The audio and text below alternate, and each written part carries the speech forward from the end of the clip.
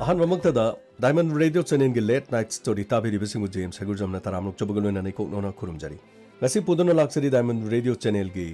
inspector tayai chamaga humpu mapan suba tangka sandok chariba thoromasi wakhalna sagatchaba wari hauzik hingliba amadi laikhidraba kanagumba amataga mari lenizadi masida lakpa wakat aikhoina lawjaba ngamjaroi asumna nongthi nongmangba nong chuba numit amada kasardagi nupi macha amakhangna mahaki nungsinabagi khungul liba lakpada lambi da phatraba mioi ani mocha amadi deven thainaki मखोई अनीना नुपी ओइबगी खुदोंग चाबा लौननबो होनकी अदुबो मफम अदुदा मियोय अमा लाक्तुना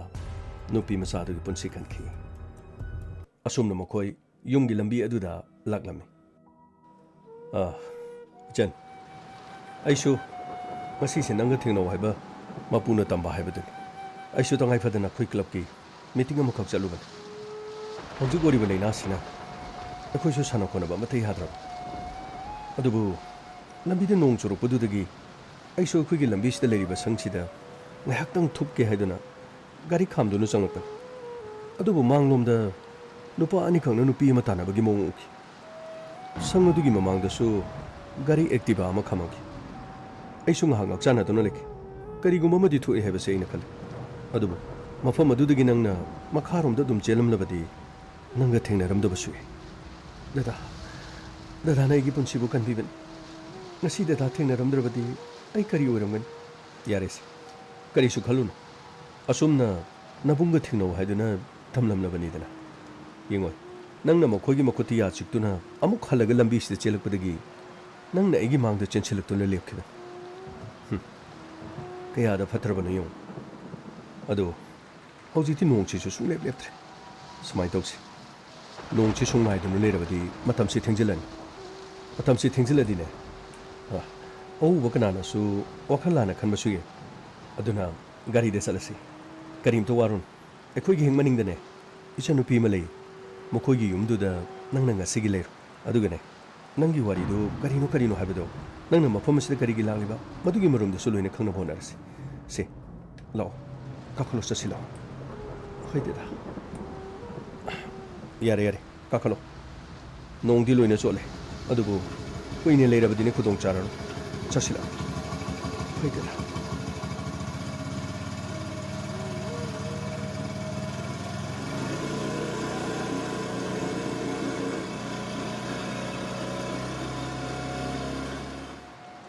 तुतु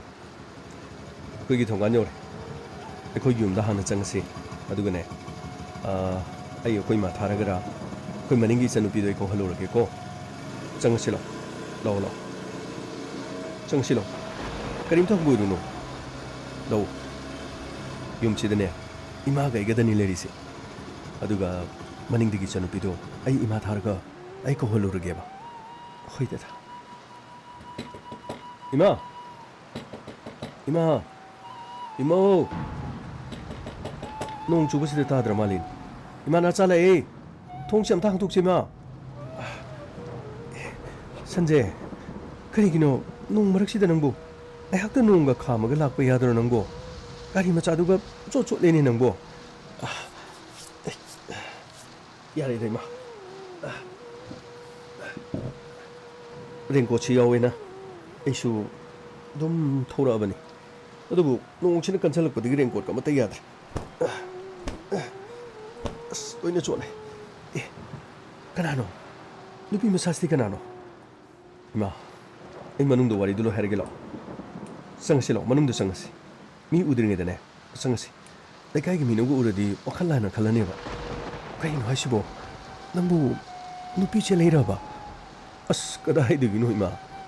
अदुगी वादुबु इमाना सहि उबगलाना खलिदु करिनो नतीमी नमो गीता होगी मपाना तौरीब मोंदुगा अदुगा गीताना अमुक करी खंदोइनो मिनंगना तौरिसिबो इमा अमुक्त ज्ञान ताखो केदोबगे नचानुपी चेलकपनति इचनुपीनी से कसारदगिनी से हा कहिनो हाइसिबो नुमिदांगसिदा कसारदगिनी मतौ करमना नंगना पुरगला इनोबा इमा ऐ लोइना हारगेसे लो संगसे लोसे अदुगने कोई मनिंगी मेमचा तोंबीदो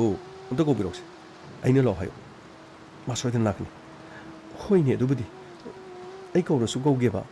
ꯑꯗꯨ ꯀꯃꯥꯏꯅ ꯇꯧꯕꯅꯣꯕ ꯏꯃꯥ ꯑꯩ ꯂꯣꯏꯅ ꯍꯥꯏꯒꯦꯁꯦ ꯀꯩꯗꯧꯕꯒꯦ ꯑꯩꯅꯦ ꯅꯨꯄꯤ ꯃꯆꯥꯁꯤꯒꯤ ꯃꯃꯤꯡ ꯐꯥꯎꯕ ꯈꯪꯗ꯭ꯔꯤ ꯏꯆꯟ ꯅꯪꯒꯤ ꯃꯤꯡꯗꯨ ꯀꯔꯤ ꯍꯥꯏꯕ ꯗꯗꯥ ꯐꯖꯕꯤ ꯀꯧꯏ ꯑꯣ ꯐꯖꯕꯤ ꯏꯃꯥ ꯁꯨꯃꯥꯏꯅ ꯇꯧꯕꯅꯤ ꯀꯁꯥꯔꯗꯒꯤꯅꯤ ꯃꯥ ꯂꯥꯛꯏꯁꯦ ꯃꯐꯝꯁꯤꯗ ꯃꯤ ꯑꯃ ꯊꯤꯕ ꯂꯥꯛꯄꯅꯤ ꯑꯗꯣ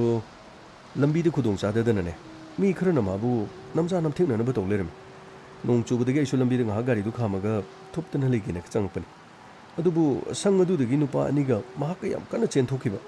ꯅꯣꯡꯁꯤꯁꯨ ꯀꯟꯅ ꯇꯥꯁꯜꯂꯛꯄ ꯑꯗꯨꯗꯒꯤ ꯅꯨꯄꯥ ꯑꯅꯤꯗꯨꯒꯤ ꯃꯈꯨꯠꯇꯒꯤ ꯃꯍꯥꯛꯅ ꯃꯈꯣꯏꯒꯤ ꯃꯈꯨꯠꯇꯨ ꯌꯥꯅ ꯆꯤꯛꯑꯒ ꯆꯦꯜꯂꯛꯄꯅꯤ ꯑꯗꯨꯒ ꯏꯃꯥ ꯑꯩꯒꯤ ꯃꯥꯡꯗ ꯃꯍꯥꯛꯅ ꯂꯦꯞꯂꯔꯕꯅꯤ ꯏꯃꯥ ꯑꯁꯨꯛ ꯊꯦꯡꯂꯕ ꯃꯇꯝ ꯑꯁꯤꯗ ꯅꯨꯄꯤ ꯃꯆꯥ ꯑꯃꯒꯤ ꯄꯨꯟꯁꯤ ꯅꯆꯥꯅꯨꯄꯥꯅ ꯀꯜꯂꯛꯄꯁꯤꯕꯨ ꯏꯃꯥ ꯃꯁꯤꯕꯨ ꯌꯥꯝꯅ ꯂꯥꯜꯂꯗ꯭ꯔꯅꯤ ꯏꯃꯥ ꯏꯃꯥꯒꯤ ꯏꯕꯨꯡꯉꯣ ꯅꯪ ꯑꯃꯨꯛ ꯃꯤꯒ ꯌꯦꯛꯅꯕ ꯊꯥꯔꯕ꯭ꯔꯅꯦ ꯅꯪꯅ ꯅꯨꯄꯤ ꯃꯆꯥꯁꯤꯒꯤ ꯄꯨꯟꯁꯤ ꯀꯜꯂꯛꯄꯗꯨꯕꯨꯗꯤ ꯌꯥꯝꯅ ꯐꯈ꯭ꯔꯦ ꯑꯗꯨꯕꯨ ꯃꯤꯑꯣꯏꯁꯤꯡ ꯑꯗꯨꯅ ꯑꯃꯨꯛ ꯅꯪꯒꯤ ꯄꯨꯟꯁꯤꯗ ꯀꯔꯤ ꯇꯧꯔꯛꯀꯗꯒꯦ ꯍꯥꯏꯕꯗꯨꯗꯤ ꯏꯃꯥꯗꯤ ꯋꯥꯗꯕ ꯉꯝꯗꯦꯅꯦ ꯌꯦꯡꯉꯣ ꯃꯃꯥꯡꯗꯁꯨ ꯑꯃꯨꯛ ꯅꯪꯕꯨ ꯁꯤꯕ ꯌꯥꯕ ꯃꯑꯣꯡꯗ ꯐꯨꯔꯛꯈꯤꯕ ꯂꯩꯈ꯭ꯔꯦꯗꯅ ꯏꯃꯥ ꯀꯔꯤꯝꯇ ꯈꯜꯂꯨꯅꯨꯁꯦ ꯑꯩ ꯒꯥꯔꯤꯗꯨꯒꯤ ꯅꯝꯕꯔꯗꯨꯁꯨ ꯑꯩ ꯈꯪꯍꯧꯔꯕꯅꯤ MN01 7460 ꯑꯩ ꯅꯝꯕꯔꯁꯦ ꯑꯩ ꯉꯥꯏꯍꯥꯛ ꯂꯩꯔꯒ ꯇꯌꯥꯏꯗ ꯄꯤꯔꯒꯦ ꯑꯗꯨꯒꯅꯦ ꯊꯧꯗꯣꯛꯁꯤꯗ ꯆꯦꯟꯅꯕ ꯃꯣꯏ ꯑꯅꯤꯗꯤ ꯏꯔꯥꯏ ꯂꯥꯏꯅ ꯐꯒꯠꯀꯅꯤ ꯈꯜꯂꯤꯗ ꯏꯃꯥ ꯑꯝꯇ ꯆꯠꯂꯣꯕ ꯑꯩꯈꯣꯏ ꯃꯅꯤꯡꯒꯤ ꯃꯦꯝꯆꯥꯇꯣꯝꯕꯤꯗꯣ ꯑꯝꯇ ꯀꯧꯕꯤꯔꯛꯑꯣ ꯍꯣꯏ ꯐꯔꯦ ꯐꯔꯦ ꯑꯩ ꯀꯧꯔꯛꯑꯒꯦꯀꯣ ꯏꯕꯦꯝꯃ ꯉꯥꯏꯍꯥꯛꯇꯪ ꯂꯩꯌꯨꯀꯣ ꯏꯃꯥꯅꯅꯦ ꯅꯪꯒꯤ ꯍꯣꯡꯗꯣꯛꯅꯕ ꯅꯐꯤ-ꯅꯔꯣꯡꯒ ꯂꯣꯏꯅ ꯄꯤꯒꯅꯤ ꯑꯩꯅꯦ ꯑꯩꯈꯣꯏ ꯍꯦꯛ ꯃꯅꯤꯡꯁꯤꯗꯒꯤꯅꯦ ꯏꯆꯥꯅꯨꯄꯤ ꯑꯝꯇ ꯀꯧꯔꯨꯒꯦꯀꯣ ꯍꯣꯏ ꯏꯃꯥ ꯐꯖꯕꯤ ꯆꯥꯛ ꯏꯁꯤꯡꯁꯨ ꯆꯥꯔꯝꯃꯔꯣꯏ ꯑꯗꯣ ꯑꯩꯈꯣꯏ ꯃꯦꯝꯆꯥꯇꯣꯝꯕꯤ ꯂꯥꯛꯈꯤꯁꯅꯨ ꯃꯥꯒ ꯂꯥꯛꯑꯒ ꯄꯨꯟꯅ ꯆꯥꯛꯇꯣ ꯆꯥꯃꯤꯟꯅꯔꯁꯦ ꯑꯗꯨꯒꯅꯦ ꯑꯩꯈꯣꯏ ꯃꯦꯝꯆꯥꯇꯣꯝꯕꯤ ꯍꯣꯏꯗ ꯉꯁꯤꯗꯤ ꯂꯩꯔꯣ ꯑꯗꯨꯒ ꯀꯔꯤꯅꯣ ꯋꯥꯐꯝꯁꯤꯡꯗꯣ ꯑꯩꯈꯣꯏ ꯂꯣꯏꯅ ꯈꯟꯅꯔꯁꯤ ꯍꯣꯏ ꯗꯗꯥ ꯑꯗꯨꯒ ꯗꯗꯥ ꯃꯥꯒꯤ ꯂꯩꯐꯝ ꯁꯣꯏꯗꯅ ꯃꯐꯝ ꯑꯁꯤꯗ ꯊꯤꯕ ꯐꯪꯒꯗ꯭ꯔꯣ ꯐꯖꯕꯤ ꯅꯪꯅ ꯍꯥꯏꯔꯤꯕ ꯃꯤꯗꯨ ꯀꯅꯥꯅꯣ ꯀꯔꯤꯅꯣ ꯃꯨꯟꯅ ꯈꯪꯂꯒꯅꯦ ꯑꯩꯈꯣꯏꯒꯤ ꯁ꯭ꯋꯥꯏꯗꯒꯤ ꯑꯣꯏꯔꯝꯂꯕꯗꯤ ꯑꯩꯅ ꯀꯔꯤꯒꯤ ꯅꯉꯣꯟꯗ ꯂꯣꯠꯂꯨꯗꯣꯏꯅꯣ ꯍꯣꯏ ꯗꯗꯥ ꯏꯕꯨꯡꯉꯣ ꯁꯟꯖꯦ ꯂꯥꯛꯑꯦ ꯃꯦꯝꯆꯥꯇꯣꯝꯕꯤꯁꯨ ꯂꯥꯛꯑꯦ ꯃꯦꯝꯆꯥ ꯁꯤꯗ ꯂꯥꯛꯑꯣ ꯗꯥ ꯁꯟꯖꯦ ꯀꯔꯤ ꯍꯥꯏꯒꯦ ꯁꯨꯃꯥꯏꯅ ꯇꯧꯔꯤꯅꯦꯍꯦ ꯂꯝꯕꯤꯗꯅꯦ ꯑꯩꯈꯣꯏ ꯀ꯭ꯂꯕꯀꯤ ꯁꯥꯟꯅꯕꯒꯤ ꯃꯤꯇꯤꯡ ꯑꯃꯒꯤ ꯑꯩ ꯃꯤꯇꯤꯡ ꯑꯃ ꯌꯥꯎꯔꯨꯕꯅꯤ ꯍꯜꯂꯛꯄꯗ ꯅꯣꯡꯁꯤ ꯀꯟꯅ ꯆꯨꯔꯛꯄꯗꯒꯤ ꯔꯦꯟꯀꯣꯠꯁꯦ ꯂꯤꯠꯁꯜꯂꯒ ꯂꯥꯛꯑꯦ ꯑꯗꯨ ꯅꯣꯡꯁꯤꯅ ꯀꯟꯃꯟꯕꯗꯒꯤ ꯎꯄꯥꯏ ꯂꯩꯇ꯭ꯔꯦꯗꯅ ꯑꯗꯣ ꯑꯩꯅ ꯅꯣꯡ ꯊꯨꯞꯀꯦꯅ ꯑꯩꯈꯣꯏꯒꯤ ꯑꯋꯥꯡ ꯂꯩꯀꯥꯏꯒꯤ ꯁꯪ ꯑꯃ ꯂꯩꯕꯗꯣ ꯑꯗ ꯒꯥꯔꯤ ꯈꯥꯝꯃꯒ ꯕ꯭ꯔꯞ ꯆꯪꯉꯨꯕꯗ ꯅꯨꯄꯤ ꯑꯃꯒ ꯅꯨꯄꯥ ꯑꯅꯤꯒ ꯌꯥꯝꯅ ꯀꯟꯅ ꯆꯦꯟꯊꯣꯛꯈꯤꯕ ꯑꯩꯁꯨ ꯍꯥꯏꯐꯦꯠ ꯆꯤꯡꯅꯗꯅ ꯂꯩꯕꯅꯤ ꯑꯗꯨ ꯉꯥꯏꯍꯥꯛ ꯂꯩꯔꯒ ꯅꯨꯄꯤꯗꯨꯅ ꯃꯈꯣꯏꯒꯤ ꯃꯈꯨꯠꯇꯒꯤ नाꯟꯊꯣꯛꯑꯒ ꯑꯩꯒꯤ ꯃꯥꯡꯁꯤꯗ ꯇꯣꯛꯇ ꯆꯪꯉꯛꯑꯕꯩ ꯋꯥꯅꯤ ꯑꯗꯨꯒ ꯅꯨꯄꯥ ꯑꯅꯤꯗꯨꯅꯅꯦ ꯅꯨꯄꯤꯗꯨ ꯃꯣꯏꯅ ꯄꯣꯔꯛꯄꯅꯤ ꯃꯈꯣꯏꯗ ꯁꯤꯅꯧꯁꯤꯅꯤ ꯃꯗꯨꯗꯒꯤꯗꯤ ꯑꯩꯅ ꯉꯝꯂꯕꯗꯤ ꯑꯩꯒꯤ ꯈꯨꯠ ꯑꯁꯤꯗꯒꯤ ꯃꯨꯟꯗꯨꯅ ꯄꯨ ꯃꯈꯣꯏꯕꯨ ꯐꯨꯗꯠꯂꯦꯗꯅ ꯆꯦꯟꯈ꯭ꯔꯦ ꯑꯗꯣ ꯃꯈꯣꯏ ꯒꯥꯔꯤ ꯅꯝꯕꯔꯗꯤ ꯈꯪꯍꯧꯔꯦ ꯑꯩ ꯇꯌꯥꯏꯗ ꯅꯝꯕꯔꯁꯦ ꯄꯤꯔꯒ ꯀꯅꯥꯅꯣ ꯀꯔꯤꯅꯣ ꯍꯥꯏꯕꯗꯣ ꯑꯩ ꯊꯤꯗꯣꯛꯍꯜꯂꯒꯦ ꯃꯇꯝꯅ ꯊꯦꯡꯂꯕꯅꯤ나 ꯉꯁꯤꯒꯤꯗꯤ ꯅꯈꯣꯏꯗ ꯂꯩꯍꯜꯂꯒꯅꯦ ꯀꯔꯤꯅꯣ ꯃꯥꯅ ꯀꯩꯗꯧꯕ ꯂꯥꯛꯄꯅꯣ ꯍꯥꯏꯕꯗꯣ ꯑꯩꯈꯣꯏ ꯈꯪꯃꯤꯟꯅꯔꯁꯤꯅ ꯇꯧꯕꯅꯤ ꯗꯥ ꯁꯟꯖꯦ ꯀꯩꯁꯨ ꯀꯥꯏꯗꯤꯌꯦ ꯑꯩ ꯆꯥꯛꯁꯨ ꯆꯥꯗ꯭ꯔꯤꯌꯦ ꯑꯩꯒ ꯑꯗꯨꯝ ꯆꯥꯛ ꯆꯥꯃꯤꯟꯅꯔꯒꯦ ꯑꯗꯨꯒ ꯉꯁꯤꯒꯤꯗꯤ ꯑꯩꯈꯣꯏꯗ ꯂꯩꯃꯤꯟꯅꯅꯕ ꯇꯧꯔꯒꯦ ꯌꯥꯝꯅ ꯐꯔꯦ ꯅꯣꯡꯁꯤꯁꯨ ꯌꯥꯝꯅ ꯀꯟꯅ ꯆꯨꯕꯁꯤꯗꯅꯦ ꯆꯣꯠꯅ ꯑꯗꯨꯝ ꯑꯩꯈꯣꯏ ꯂꯥꯛꯑꯕꯅꯤ ꯑꯗꯣ ꯐꯖꯕꯤ ꯏꯃꯥ ꯍꯣꯏꯁꯨ ꯂꯩꯔꯤꯉꯩꯁꯤꯗ ꯅꯪꯅ ꯊꯤꯕ ꯂꯥꯛꯏꯕ ꯃꯤꯗꯣ ꯃꯗꯨꯒꯤ ꯃꯔꯝꯗ ꯈꯖꯤꯛꯇ ꯍꯥꯏꯌꯨꯗꯅ ꯗꯗꯥ ꯃꯤꯑꯣꯏ ꯑꯗꯨꯒꯤ ꯃꯃꯤꯡ ꯗꯤꯅꯦꯁ ꯀꯧꯕꯅꯤ ꯃꯍꯥꯛ ꯖꯤꯔꯤꯒꯤ ꯄꯨꯂꯤꯁ ꯁ꯭ꯇꯦꯁꯟꯗ ꯄꯨꯂꯤꯁ ꯄꯥꯔꯁꯅꯦꯜ ꯑꯣꯏꯅ ꯃꯍꯥꯛ ꯊꯕꯛ ꯇꯧꯗꯨꯅ ꯂꯩꯔꯝꯕꯅꯤ ꯖꯤꯔꯤꯗꯒꯤ ꯀꯁꯥꯔꯣꯝꯗ ꯅꯣꯡꯃ ꯃꯍꯥꯛ ꯂꯥꯛꯈꯤ ꯃꯗꯨꯗ ꯃꯍꯥꯛꯒ ꯈꯪꯅꯈꯤ ꯃꯗꯨꯒꯤ ꯃꯇꯨꯡꯗꯒꯤ ꯑꯩꯈꯣꯏꯒꯤ ꯑꯗꯨꯗ ꯊꯥꯕꯜ ꯆꯣꯡꯕ ꯃꯍꯥꯛ ꯂꯥꯛꯈꯤ ꯃꯗꯨꯗꯁꯨ ꯊꯥꯕꯜ ꯆꯣꯡꯃꯤꯟꯅꯈꯤ ꯑꯁꯨꯝ ꯈꯪꯅꯔꯛꯄꯗꯒꯤ ꯃꯐꯝ ꯑꯗꯨꯗ ꯃꯍꯥꯛ ꯈꯔ ꯂꯩꯔꯒ ꯑꯃꯨꯛ ꯂꯥꯛꯈꯤ ꯃꯍꯥꯛꯒ ꯑꯩꯒ ꯈꯪꯅ ꯆꯥꯟꯅꯗꯨꯅ ꯅꯨꯡꯁꯤ ꯆꯥꯟꯅꯕ ꯍꯥꯏꯕꯗꯨ ꯑꯣꯏꯔꯛꯈꯤ ꯑꯗꯨꯕꯨ ꯗꯗꯥ ꯑꯁꯨꯝꯅ ꯃꯇꯝ ꯀꯌꯥ ꯃꯍꯥꯛꯒ ꯑꯩꯒ ꯅꯨꯡꯁꯤꯅꯕꯒꯤ ꯃꯔꯤ ꯑꯗꯨꯗꯒꯤ ꯅꯨꯡꯁꯤꯕꯒꯤ ꯃꯔꯤ ꯆꯦꯠꯁꯤꯟꯅꯈꯤ ꯑꯗꯨꯕꯨ ꯅꯣꯡꯃ ꯐꯖꯕꯤ ꯂꯥꯛꯑꯣ ꯑꯁ ꯊꯦꯡꯈ꯭ꯔꯦ ꯄꯨꯡꯁꯦ ꯑꯩ ꯑꯃꯨꯛ ꯁ꯭ꯇꯦꯁꯟꯗ ꯆꯠꯂꯒ ꯄꯣꯠ ꯆꯩ ꯄꯦꯛ ꯇꯧꯔꯒ ꯌꯨꯝꯗ ꯍꯟꯗꯣꯏꯅꯦꯕ ꯀꯩꯅꯣ ꯍꯥꯏꯁꯤꯕꯣ ꯖꯤꯔꯤꯗ ꯊꯕꯛ ꯇꯥꯔꯔꯣꯏꯗ꯭ꯔꯣ ꯀꯗꯥꯏꯗ ꯑꯃꯨꯛ ꯇꯥꯔꯒꯦ ꯑꯁ ꯊꯕꯛꯇꯨ ꯑꯩꯈꯣꯏ ꯏꯃꯥ ꯍꯣꯏꯅꯅꯦ ꯂꯥꯞꯅ ꯖꯤꯔꯤꯗ ꯁꯨꯝ ꯊꯕꯛ ꯇꯥꯕꯗꯨ ꯑꯁꯣꯝꯗ ꯑꯃꯨꯛ ꯇꯥꯅꯅꯕ ꯑꯩꯅ ꯌꯥꯝꯅ ꯀꯟꯅ ꯑꯩꯈꯣꯏꯒꯤ ꯑꯦꯝ ꯑꯦꯜ ꯑꯦꯗꯨꯗ ꯋꯥ ꯅꯣꯝꯕꯗꯒꯤ ꯑꯦꯝ ꯑꯦꯜ ꯑꯦꯗꯨꯅ ꯌꯥꯗꯅꯅꯦ ꯑꯩ ꯊꯕꯛ ꯃꯐꯝꯁꯤ ꯑꯃꯨꯛ ꯍꯣꯡꯕ ꯇꯥꯔꯦꯕ ꯑꯗꯣ ꯑꯩ ꯌꯨꯝꯗ ꯆꯠꯂꯨꯈꯤꯒꯦ ꯑꯩꯅꯦ ꯅꯪꯕꯨ ꯂꯧꯕ ꯁꯣꯏꯗꯅ ꯂꯥꯛꯀꯅꯤ ꯍꯟꯗꯛꯀꯤꯁꯤꯗ ꯑꯩ ꯌꯨꯝꯗ ꯆꯠꯂꯒ ꯏꯃꯥ ꯈꯣꯏꯗꯁꯨ ꯑꯩ ꯋꯥꯔꯤ ꯁꯥꯕ ꯑꯗꯨꯒ ꯅꯪꯒꯤ ꯃꯔꯝꯗꯁꯨ ꯀꯩꯀꯩ ꯈꯔ ꯍꯧꯗꯣꯛꯑꯝꯃꯒꯦ ꯇꯧꯕꯅꯤ ꯑꯗꯣ ꯑꯩ ꯆꯠꯂꯨꯈꯤꯒꯦ ꯅꯪꯒ ꯑꯩꯒ ꯐꯣꯟꯗ ꯑꯗꯨꯝ ꯄꯥꯎ ꯐꯥꯎꯅꯁꯦ ꯀꯩꯅꯣ ꯍꯥꯏꯁꯤꯕꯣ ꯗꯥ ꯗꯤꯅꯦꯁ ꯀꯔꯤꯒꯨꯝꯕ ꯅꯪꯅ ꯂꯥꯛꯇ꯭ꯔꯕꯗꯤ ꯑꯩꯗꯤ ꯀꯔꯤ ꯑꯣꯏꯍꯧꯅꯤ ꯐꯖꯕꯤ ꯀꯔꯤꯒꯤꯅꯣ ꯅꯪꯅ ꯑꯩꯕꯨ ꯑꯗꯨꯝ ꯊꯥꯖꯗ꯭ꯔꯤꯗꯨꯕꯣ ꯐꯔꯁꯨ ꯐꯠꯇ꯭ꯔꯁꯨ ꯑꯩꯁꯨ ꯄꯨꯂꯤꯁ ꯗꯤꯄꯥꯔꯠꯃꯦꯟꯗ ꯊꯕꯛ ꯇꯧꯔꯤ ꯄꯨꯂꯤꯁ ꯗꯤꯄꯥꯔꯠꯃꯦꯟꯗ ꯄꯨꯂꯤꯁ ꯄꯔꯁꯅꯦꯜ ꯑꯃ ꯑꯣꯏꯅ ꯂꯩꯔꯒ ꯑꯩꯅ ꯑꯔꯥꯟꯕ ꯊꯕꯛ ꯇꯧꯒꯗ꯭ꯔꯅꯤ ꯑꯩꯕꯨ ꯊꯥꯖꯧ ꯅꯪꯒꯤꯒ ꯂꯩꯅꯈꯤꯕ ꯃꯔꯤ ꯄꯨꯝꯅꯃꯛ ꯑꯩꯅ ꯑꯃꯠꯇ ꯃꯥꯡꯍꯜꯂꯨ ꯁꯦ ꯑꯩ ꯁꯣꯏꯗꯅ ꯅꯪꯕꯨ ꯂꯧꯕ ꯂꯥꯛꯀꯅꯤ ꯊꯥꯖꯗꯕ ꯇꯧꯅꯣꯕ ꯑꯩ ꯅꯪꯕꯨ ꯁꯣꯏꯗꯅ ꯂꯧꯕ ꯂꯥꯛꯀꯅꯤ ꯗꯥ ꯗꯤꯅꯦꯁ ꯑꯩ ꯊꯥꯖꯕ ꯉꯝꯂꯛꯇ꯭ꯔꯤ ꯃꯤ ꯑꯃꯒꯤ ꯃꯥꯏꯊꯣꯡꯗ ꯂꯩꯔꯤꯕ ꯑꯁꯦꯡꯕ ꯁꯛꯇꯝ ꯑꯗꯣ ꯃꯗꯨꯒꯤ ꯃꯅꯨꯡꯗ ꯑꯔꯣꯟꯕ ꯃꯥꯏꯊꯣꯡ ꯑꯃ ꯂꯩ ꯍꯥꯏꯕꯒꯨꯝ ꯗꯥ ꯗꯤꯅꯦꯁ ꯃꯥꯏꯊꯣꯡ ꯈꯛꯇꯪ ꯐꯖꯔꯒ ꯊꯃꯣꯏꯅ ꯑꯔꯥꯡꯕ ꯑꯣꯏꯔꯝꯂꯕꯗꯤ ꯑꯩꯗꯤ ꯃꯥꯡꯖꯔꯤ ꯑꯩꯒꯤ ꯃꯄꯣꯛ ꯑꯁꯤꯗꯤ ꯂꯣꯏꯔꯦ ꯐꯖꯕꯤ ꯀꯔꯤꯒꯤꯅꯣ ꯅꯪꯒꯤ ꯅꯆꯟꯗꯒꯤ ꯍꯥꯏꯔꯛꯂꯤꯕ ꯋꯥꯍꯩꯗꯨꯕꯣ ꯑꯩꯗꯤ ꯅꯪꯅ ꯑꯗꯨꯃꯥꯏꯅ ꯍꯥꯏꯔꯛꯀꯅꯤ ꯍꯥꯏꯕ ꯊꯥꯖꯗꯦ ꯁꯦ ꯅꯨꯡꯁꯤꯕꯕꯨ ꯐꯥꯒꯤꯔꯅꯤ ꯅꯪꯒ ꯑꯩꯒ ꯅꯨꯡꯁꯤꯅꯅ ꯂꯩꯔꯤꯕ ꯃꯔꯤ ꯀꯌꯥꯁꯤꯕꯨ ꯃꯁꯤꯕꯨ ꯑꯔꯥꯏꯕ꯭ꯔꯣ ꯑꯩꯅ ꯁꯅꯥ ꯂꯩꯄꯥꯛ ꯃꯅꯤꯄꯨꯔꯗ ꯄꯣꯛꯂꯕꯁꯨ ꯅꯪꯅ ꯀꯁꯥꯔꯒꯤ ꯅꯨꯡꯁꯤꯔꯕ ꯂꯝꯗꯝ ꯑꯁꯤꯗ ꯄꯣꯛꯂꯕꯁꯨ ꯅꯪꯁꯨ ꯑꯩꯈꯣꯏꯒꯤ ꯏꯅꯤ ꯑꯗꯨꯒ ꯑꯩꯒꯤ ꯐꯨꯔꯨꯞꯅꯤ ꯑꯩꯒꯤ ꯊꯃꯣꯏꯕꯨ ꯅꯪꯒꯤ ꯊꯃꯣꯏꯗ ꯆꯪꯖꯐꯝ ꯄꯤꯗꯨꯅ ꯅꯪꯒ ꯑꯩꯒ ꯂꯩꯅꯔꯤꯕ ꯃꯔꯤ ꯄꯨꯝꯅꯃꯛ ꯑꯩꯅ ꯏꯀꯥꯏ ꯈꯨꯝꯅꯒꯅꯤ ꯁꯦ ꯄꯪꯒꯅꯨ ꯁꯤꯒꯤ ꯆꯦꯁꯦ ꯄꯥꯏꯌꯨ ꯁꯤꯅ ꯑꯩꯒꯤ ꯑꯦꯗ꯭ꯔꯦꯁꯅꯤ ꯑꯗꯨꯒꯅꯦ ꯁꯤꯅ ꯑꯩꯒꯤ ꯏꯃꯥ ꯄꯥꯕꯨꯡ ꯃꯈꯣꯏꯒꯤ ꯃꯃꯤꯡꯅꯤ ꯀꯔꯤꯒꯨꯝꯕ ꯑꯩꯅ ꯃꯐꯝ ꯑꯁꯤꯗꯒꯤ ꯆꯠꯈ꯭ꯔꯕ ꯃꯇꯨꯡꯗ ꯅꯪꯅ ꯑꯩꯒꯤ ꯈꯣꯡꯒꯨꯜ ꯂꯤꯒꯦꯅ ꯈꯜꯂꯕꯁꯨꯅꯦ ꯁꯤꯒꯤ ꯆꯦꯁꯦ ꯄꯥꯏꯔꯒ ꯑꯩꯒꯤ ꯈꯣꯡꯒꯨꯜ ꯂꯤꯔꯛꯄ ꯌꯥꯅꯤ ꯑꯗꯨꯕꯨ ꯃꯗꯨꯃꯛ ꯊꯣꯛꯍꯜꯂꯣꯏ ꯑꯩꯕꯨ ꯊꯥꯖꯧ ꯅꯪꯅ ꯑꯩꯒꯤ ꯈꯣꯡꯒꯨꯜ ꯂꯤꯗꯨꯅ ꯁꯅꯥ ꯂꯩꯄꯥꯛꯇ ꯂꯥꯛꯄ ꯍꯥꯏꯕꯗꯣ ꯑꯩ ꯄꯥꯝꯗꯦ ꯃꯔꯝꯗꯤ ꯅꯪꯅ ꯂꯥꯛꯀꯗꯧꯔꯤꯕꯗꯣ ꯑꯋꯥꯕ ꯈꯣꯡꯐꯝ ꯑꯃꯗꯅꯤ ꯍꯥꯏꯕ ꯑꯩ ꯈꯪꯉꯤ ꯃꯗꯨꯒꯤ ꯑꯋꯥꯕ ꯈꯣꯡꯐꯝ ꯑꯗꯣ ꯃꯗꯨ ꯊꯣꯛꯇꯅꯅꯕꯅꯦ ꯑꯩ ꯏꯁꯥꯅ ꯈꯪꯅ ꯅꯪꯕꯨ ꯂꯧꯕ ꯂꯥꯛꯀꯅꯤꯌꯦ ꯐꯖꯕꯤ ꯑꯩꯕꯨ ꯊꯥꯖꯧ ꯑꯩ ꯅꯪꯕꯨ ꯁꯣꯏꯗꯅ ꯂꯧꯕ ꯂꯥꯛꯀꯅꯤꯌꯦ ꯗꯥ ꯗꯤꯅꯦꯁ ꯑꯩꯅ ꯅꯪꯕꯨ ꯊꯥꯖꯗꯕꯒꯤ ꯋꯥ ꯅꯠꯇꯦ ꯑꯗꯨꯕꯨ ꯅꯍꯥꯟ ꯃꯈꯩꯁꯨ ꯋꯥꯁꯤ ꯈꯖꯤꯛꯇꯕꯨ ꯉꯥꯡꯊꯣꯛꯇꯦ ꯉꯁꯤ ꯃꯐꯝꯁꯤꯗ ꯎꯅꯁꯤ ꯍꯥꯏꯗꯨꯅ ꯀꯧꯔꯒ ꯑꯩꯉꯣꯟꯗ ꯑꯁꯨꯛ ꯌꯥꯝꯅ ꯂꯨꯝꯕ ꯋꯥꯐꯝ ꯑꯃ ꯈꯨꯗꯛꯇ ꯍꯦꯛꯇ ꯍꯥꯏꯕꯤꯔꯤꯕꯁꯤꯕꯨ ꯑꯩꯕꯨ ꯀꯔꯤ ꯑꯣꯏꯌꯣ ꯍꯥꯏꯕꯅꯣ ꯑꯩꯕꯨ ꯀꯔꯤ ꯑꯣꯏꯌꯣ ꯍꯥꯏꯕꯅꯣ ꯅꯨꯄꯤ ꯑꯣꯏꯕꯤꯒꯤ ꯄꯨꯟꯁꯤꯕꯨ ꯁꯥꯟꯅꯕ ꯌꯥꯏ ꯍꯥꯏꯗꯨꯅ ꯑꯩꯕꯨ ꯁꯥꯟꯅꯕꯤꯔꯝꯂꯒ ꯅꯈꯨꯠ ꯆꯜꯂꯕ ꯃꯇꯨꯡꯗ ꯃꯐꯝ ꯑꯁꯤꯗ ꯍꯨꯟꯗꯣꯛꯄꯤꯔꯝꯒꯦ ꯍꯥꯏꯁꯤꯔ ꯐꯖꯕꯤ ꯅꯪꯒꯤ ꯋꯥꯍꯩꯗꯨ ꯇꯥꯕꯗ ꯑꯩ ꯌꯥꯝꯅ ꯏꯀꯥꯏꯕ ꯐꯥꯎꯏ ꯑꯩ ꯃꯗꯨꯃꯛꯇꯤ ꯑꯩꯒꯤ ꯃꯪꯗ ꯐꯥꯎꯕ ꯑꯩꯅ ꯃꯪꯈꯤꯕꯁꯨ ꯂꯩꯇꯦ ꯈꯟꯈꯤꯕꯁꯨ ꯂꯩꯇꯦ ꯑꯗꯨꯒ ꯐꯖꯕꯤ ꯅꯪ ꯑꯩꯒꯤ ꯁꯦꯡꯂꯕ ꯊꯃꯣꯏ ꯑꯅꯤꯒꯤ ꯅꯨꯡꯁꯤꯅꯕꯁꯤꯕꯨ ꯅꯪꯅ ꯑꯗꯨꯛ ꯌꯥꯝꯅ ꯐꯖꯈꯤꯗ꯭ꯔꯕ ꯅꯪꯒꯤ ꯋꯥꯈꯜꯗꯒꯤ ꯊꯣꯛꯂꯛꯄ ꯋꯥꯍꯩꯗꯨꯅ ꯍꯥꯏꯔꯤꯗꯨꯕꯨ ꯑꯩꯕꯨ ꯀꯔꯤ ꯑꯣꯏꯅ ꯅꯪꯅ ꯎꯕꯒꯦ ꯍꯥꯏꯌꯣ ꯑꯩꯕꯨ ꯊꯥꯖꯗꯕ꯭ꯔꯣ ꯑꯩꯅꯅꯦ ꯉꯁꯤꯃꯛ ꯅꯪꯕꯨ ꯄꯨꯗꯨꯅ ꯆꯠꯄꯤꯒꯦ ꯑꯗꯨꯕꯨ ꯐꯖꯕꯤ ꯑꯩ ꯅꯪꯒꯤ ꯅꯐꯝꯗ ꯊꯥꯖꯕ ꯄꯤꯔꯤ ꯉꯁꯤꯃꯛ ꯊꯥꯖꯅꯅꯕꯒꯤ ꯃꯗꯨꯃꯛ ꯇꯧꯕꯁꯨ ꯄꯥꯝꯗꯦ ꯑꯩꯅ ꯄꯥꯝꯃꯤ ꯃꯗꯨꯗꯤ ꯑꯩꯅ ꯍꯥꯏꯕ ꯋꯥꯍꯩꯗ ꯅꯪꯅ ꯑꯩꯕꯨ ꯊꯥꯖꯕ ꯑꯗꯨꯒ ꯑꯩꯅ ꯅꯉꯣꯟꯗ ꯄꯤꯔꯤꯕ ꯊꯥꯖꯕꯁꯦ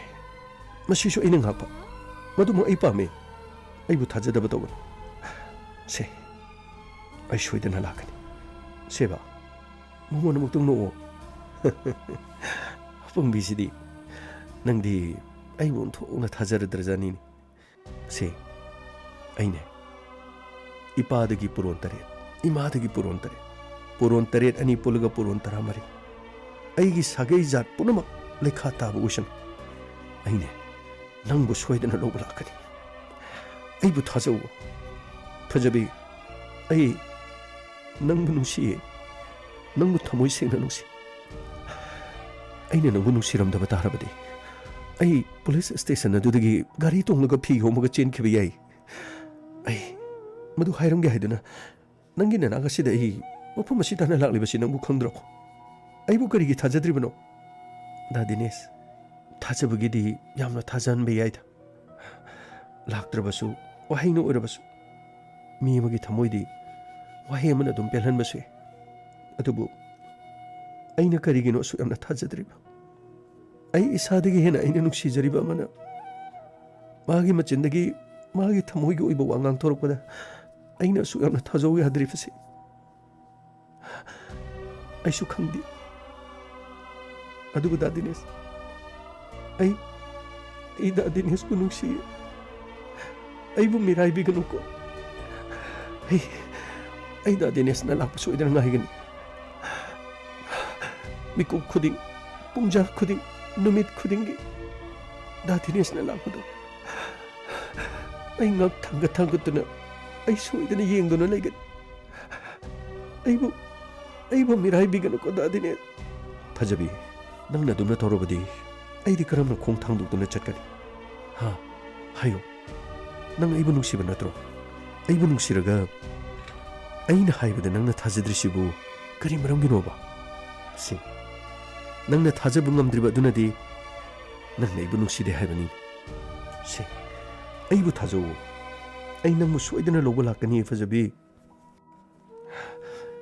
ꯁꯨꯝꯅ ꯗꯗꯥ ꯑꯩꯉꯣꯟꯗ ꯊꯥꯖꯕ ꯄꯤꯔꯝꯂꯒ ꯃꯍꯥꯛ ꯆꯠꯈꯤ ꯑꯗꯨꯕꯨ ꯗꯗꯥ ꯊꯥꯖꯕ ꯄꯤꯔꯝꯕꯗꯣ ꯑꯔꯦꯝꯕ ꯇꯥꯈꯤ ꯑꯩꯒꯤ ꯅꯥꯛꯇ ꯃꯍꯥꯛꯇꯤ ꯑꯃꯨꯛ ꯍꯟꯅ ꯂꯥꯛꯈꯤꯗꯦ ꯄꯨꯡꯖꯥ ꯈꯨꯗꯤꯡ ꯃꯤꯀꯨꯞ ꯈꯨꯗꯤꯡ ꯃꯍꯥꯛꯄꯨ ꯉꯥꯏꯗꯨꯅ ꯂꯩꯈꯤ ꯃꯍꯥꯛꯄꯨ ꯌꯦꯡꯗꯨꯅ ꯂꯩꯈꯤ ꯑꯗꯨꯕꯨ ꯃꯍꯥꯛ ꯂꯥꯛꯈꯤꯗꯦ ꯃꯍꯥꯛꯀꯤ ꯃꯣꯕꯥꯏꯜ ꯅꯝꯕꯔ ꯑꯩꯅ ꯀꯣꯜ ꯇꯧꯕꯗ ꯁ꯭ꯋꯤꯆ ꯑꯣꯐ ꯂꯩꯈꯤ ꯃꯍꯥꯛꯀꯤ ꯏꯃꯨꯡ ꯃꯅꯨꯡꯒꯤ ꯅꯝꯕꯔꯗꯤ ꯑꯩꯅꯁꯨ ꯈꯪꯗꯦ ꯃꯍꯥꯛꯀꯤ ꯃꯃꯥꯟꯅꯕꯒꯤ ꯅꯝꯕꯔꯁꯨ ꯑꯩꯉꯣꯟꯗ ꯑꯃꯠꯇ ꯂꯩꯍꯧꯗꯦ ꯀꯔꯝꯅ ꯇꯧꯁꯤꯒꯦ ꯈꯟꯕꯗ ꯑꯩ ꯑꯋꯥꯕ ꯑꯣꯏꯈꯤ ꯃꯗꯨꯗꯒꯤ ꯏꯀꯥꯏꯅ ꯑꯩ ꯄꯨꯂꯤꯁ ꯁ꯭ꯇꯦꯁꯟꯗꯨꯗ ꯆꯠꯈꯤ ꯃꯇꯝ ꯑꯗꯨꯗ ꯃꯍꯥꯛꯀ ꯊꯕꯛ ꯇꯧꯃꯤꯟꯅꯔꯝꯕ ꯃꯐꯝ ꯑꯗꯨꯗ ꯂꯩꯕ ꯃꯤꯑꯣꯏꯁꯤꯡꯅ ꯑꯩꯉꯣꯟꯗ ꯇꯥꯊꯤ ꯇꯑꯣꯏꯅ ꯍꯥꯏꯔꯛꯈꯤ ꯀꯩꯅꯣꯝꯇ ꯍꯪꯖꯒꯦꯕ ꯁꯤꯗ ꯊꯕꯛ ꯇꯧꯔꯝꯕ ꯗꯤꯅꯦꯁꯇꯣ ꯃꯥꯒꯤ ꯃꯌꯨꯝ ꯈꯪꯕꯤꯕ꯭ꯔꯥ ꯗꯤꯅꯦꯁ ꯍꯥꯏꯗꯤ ꯀꯅꯥ ꯗꯤꯅꯦꯁ ꯈꯪꯗꯦ ꯑꯩꯈꯣꯏ ꯁꯤꯗꯗꯤ ꯗꯤꯅꯦꯁ ꯀꯧꯕꯗꯤ 5-6 ꯌꯥꯎꯔꯝꯒꯅꯤ ꯀꯔꯤ ꯂꯩꯔꯒꯦ ꯀꯔꯤ ꯋꯥꯔꯤ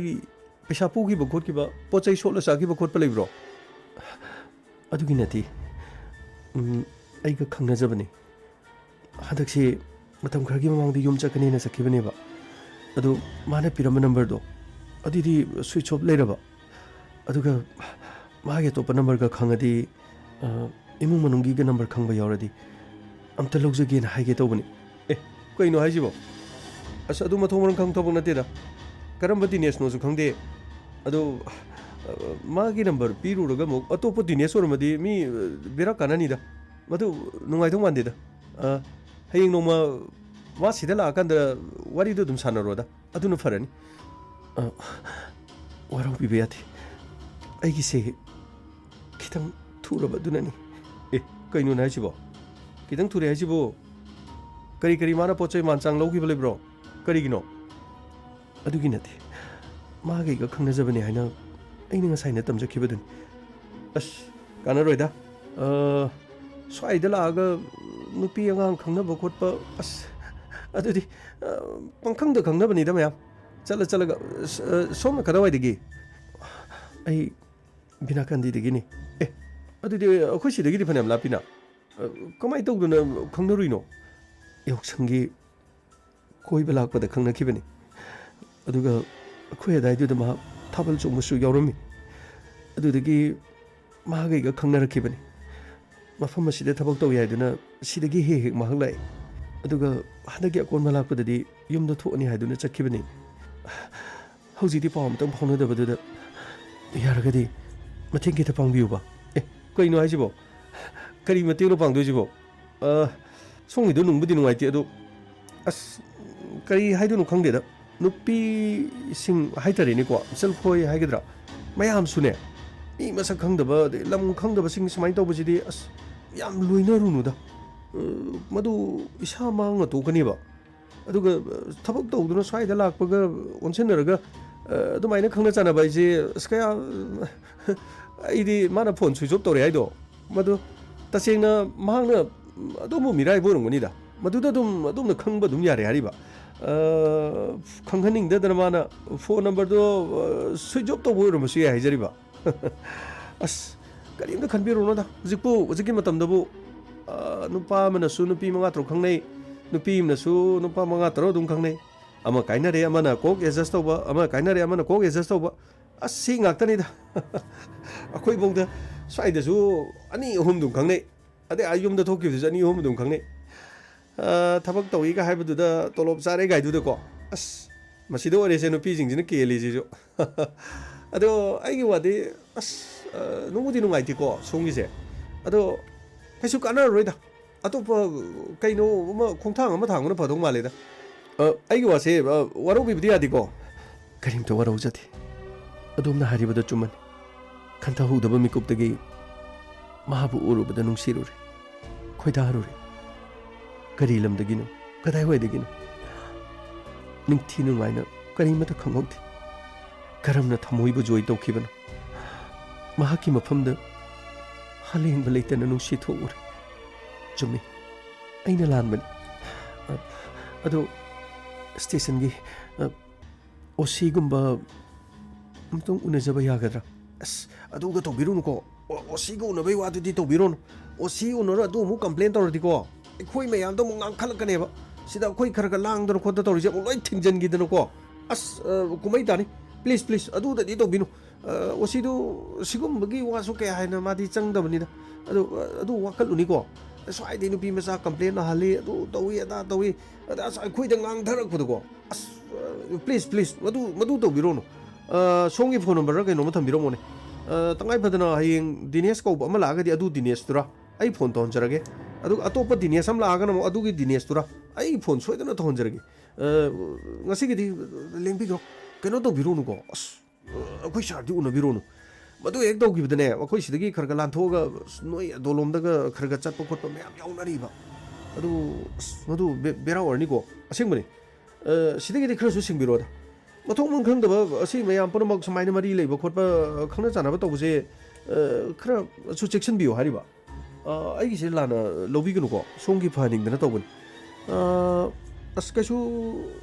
ꯅꯨꯡꯉꯥꯏꯇꯕ ꯇꯧꯔꯣꯅꯗ ꯏꯁꯥꯁꯨ ꯅꯍꯥ ꯑꯣꯏꯔꯤ ꯀꯩꯅꯣ ꯑꯗꯣꯝꯗ ꯌꯥꯝꯅ ꯂꯨꯞꯁꯟꯕꯤꯔꯣꯅꯨ ꯑꯗꯨꯒ ꯃꯤꯁꯤꯗꯤ ꯌꯥꯔꯤꯈꯩꯀꯣ ꯍꯧꯖꯤꯛꯁꯤꯗꯤ ꯈꯔ ꯈꯜꯂꯒ ꯈꯪꯅꯕꯤꯔꯣ ꯁꯤ ꯉꯥꯏꯔꯦꯀꯣ ꯗꯗꯥ ꯑꯁꯨꯝꯅ ꯏꯀꯥꯏꯕ ꯋꯥꯍꯩ ꯀꯌꯥ ꯇꯥꯔꯒ ꯁ꯭ꯇꯦꯁꯟ ꯑꯗꯨꯗꯒꯤ ꯂꯥꯛꯈꯤ ꯃꯗꯨꯗꯒꯤ ꯃꯥꯅ ꯄꯤꯔꯝꯕ ꯃꯥꯒꯤ ꯑꯦꯗ꯭ꯔꯦꯁꯇꯣ ꯃꯗꯨ ꯄꯥꯏꯔꯒ ꯑꯩ ꯏꯀꯥꯏ ꯀꯤꯂꯥꯅ ꯑꯩ ꯃꯐꯝ ꯑꯁꯤꯗ ꯕꯁ ꯇꯣꯡꯗꯨꯅ ꯑꯩ ꯂꯥꯛꯈꯤꯕꯅꯤ ꯂꯝꯕꯤꯗ ꯑꯃꯨꯛ ꯕꯁꯇꯨ ꯌꯥꯔꯛꯇꯕꯗꯒꯤ ꯑꯃꯨꯛ ꯋꯤꯡꯒꯔ ꯑꯃꯨꯛ ꯇꯣꯡꯗꯨꯅ ꯏꯝꯐꯥꯜ ꯌꯧꯅꯕ ꯑꯃꯨꯛ ꯂꯥꯛꯈꯤ ꯏꯝꯐꯥꯜ ꯌꯧꯔꯕ ꯃꯇꯨꯡꯗꯒꯤ ꯏꯃꯥꯅ ꯄꯣꯛꯄꯗꯒꯤ ꯑꯃꯨꯛꯇ ꯆꯠꯇ꯭ꯔꯤꯕ ꯃꯐꯝꯁꯤꯗ ꯑꯦꯗ꯭ꯔꯦꯁ ꯑꯁꯤꯗ ꯀꯗꯥꯏꯗ ꯂꯩꯕꯒꯦ ꯍꯥꯏꯗꯨꯅ ꯏꯝꯐꯥꯜꯒꯤ ꯇꯣꯉꯥꯟꯕ ꯄꯥꯔꯀꯤꯡ ꯂꯩꯔꯤꯕꯁꯤꯡꯗ ꯃꯐꯝ ꯑꯁꯤ ꯌꯧꯅꯅꯕꯒꯤꯗꯃꯛ ꯃꯊꯪ ꯑꯃꯨꯛ ꯍꯪꯈꯤ ꯃꯗꯨꯗꯒꯤ ꯒꯥꯔꯤ ꯃꯊꯥꯡ ꯇꯣꯡꯗꯨꯅ ꯑꯩ ꯃꯐꯝ ꯑꯁꯤ ꯌꯧꯔꯛꯈꯤꯕꯅꯤ ꯗꯗꯥ ꯑꯗꯨꯕꯨ ꯅꯨꯃꯤꯠ ꯇꯥꯊꯣꯛꯈ꯭ꯔꯦ ꯗꯗꯥ ꯃꯗꯨꯗꯒꯤ ꯗꯗꯥ ꯊꯦꯡꯅꯗꯨꯅ ꯑꯩꯒꯤ ꯄꯨꯟꯁꯤꯕꯨ ꯗꯗꯥꯅ ꯀꯟꯕꯤꯔꯤꯕ ꯑꯁꯤ ꯗꯗꯥ ꯂꯩꯔꯝꯗ꯭ꯔꯕꯗꯤ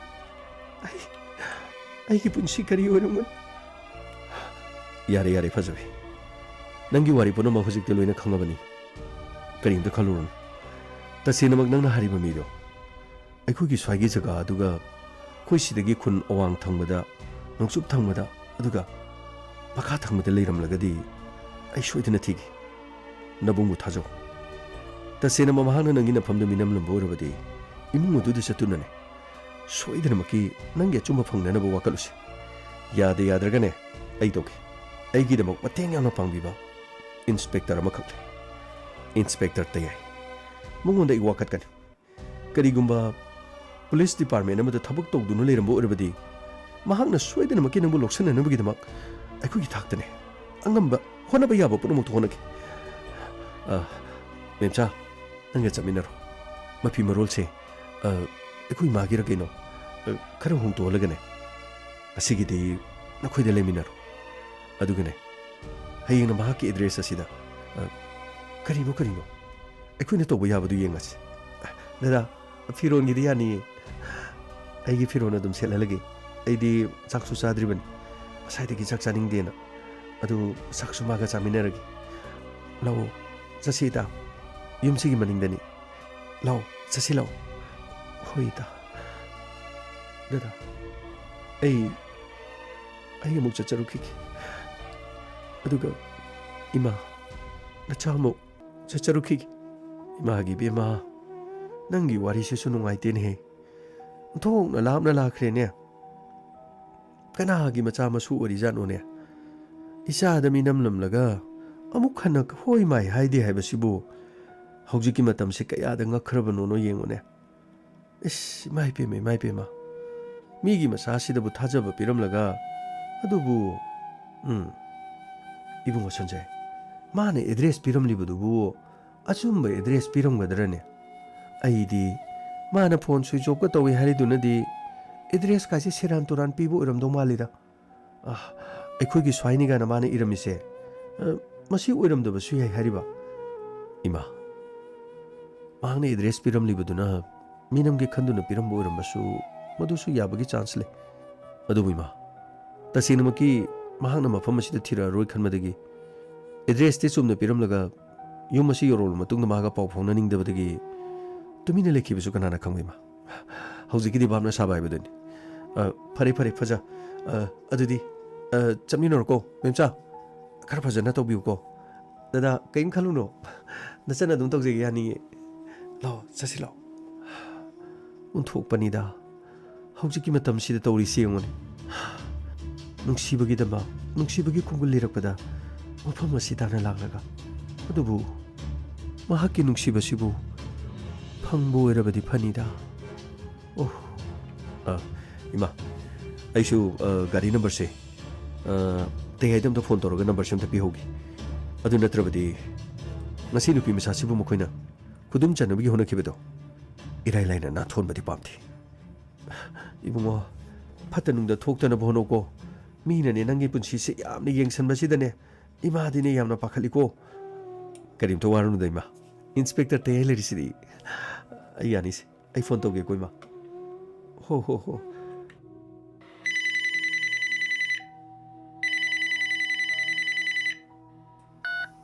hello.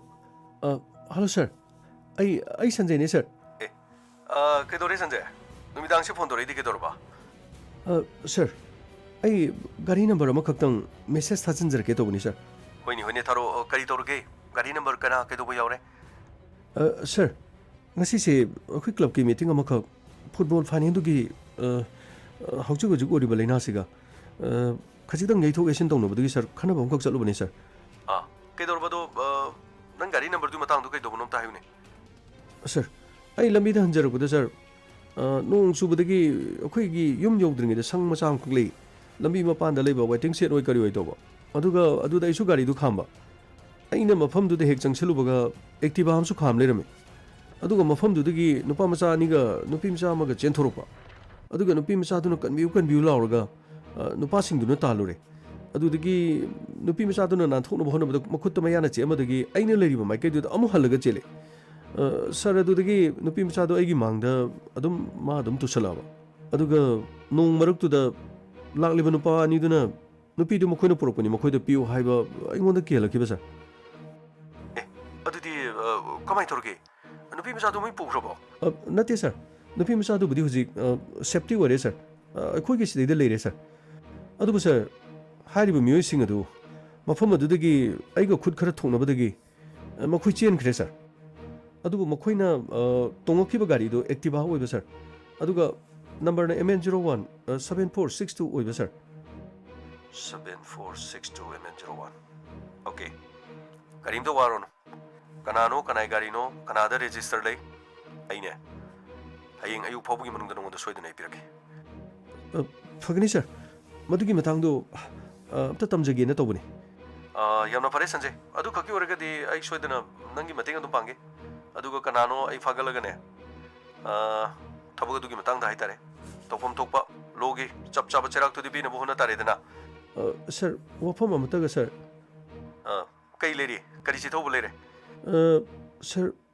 police department da thabak toba Dinesh kauba. Dinesh kai doroba.